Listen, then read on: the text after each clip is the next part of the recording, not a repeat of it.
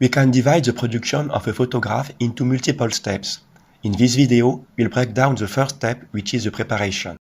I am Ryan Raimkan, a fine art photographer. During my years practicing photography, I learned the importance of preparation to create successful photographs. In this short video, we find out what a good preparation process is, then we'll see what you should prepare for to get the best pictures. That being said, preparation is of course not necessary to take pictures. I've taken a lot of my best photographs with no precise idea or route in mind. But in fact, these first pictures can be considered scouting or observation, and therefore part of the preparation work. Because when I am not satisfied with a picture, because of poor framing, composition, bad focal length for time of the day, etc., which happens often, I go back later with a proper plan to get the photograph I want. I think this is the most efficient way to do it. Go on location with a clear mind, observe, maybe take some shots, think about it, and go back another day to take the perfect picture.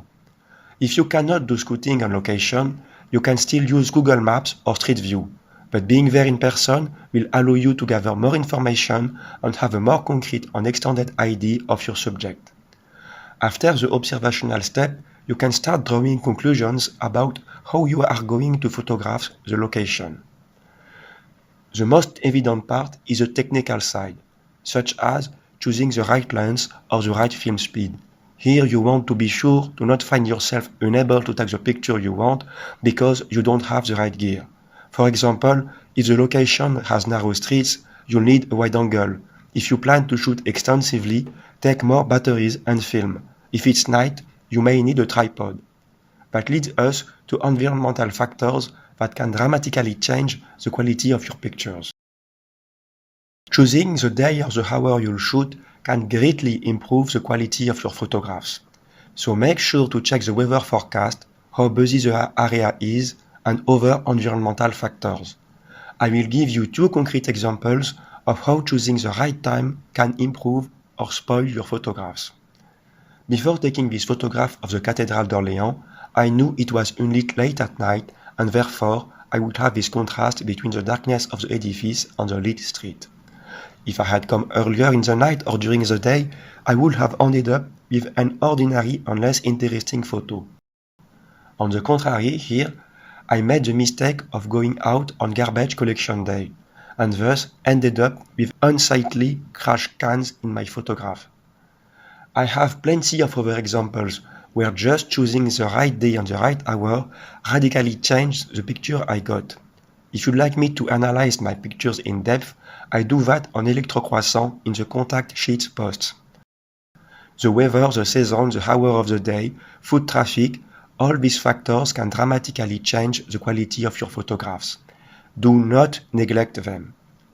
And the more you know the location, the more you can anticipate how they'll change under specific circumstances. Another thing is what you intend to do with your photographs. For example, if you are planning to make a book, you may want to shoot specific details or close-ups that you won't need if you are only planning to make prints. Or if you're taking photos for Instagram, you want to avoid complex composition that can't be appreciated on a phone screen. In conclusion, I will say that a good preparation should ease your mind while shooting, but should not be invasive. Anticipate to avoid problems that will prevent you from expressing your vision, but always keep your mind open once you're on location.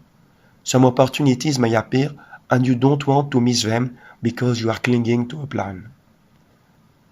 If you learned something from this video, don't forget to like and subscribe. If the subject of creative process and composition interests you, you can read educational post named Contact Sheet on Electrocroissant for $8 a month. You can also access all my work as a fine art photographer on this website.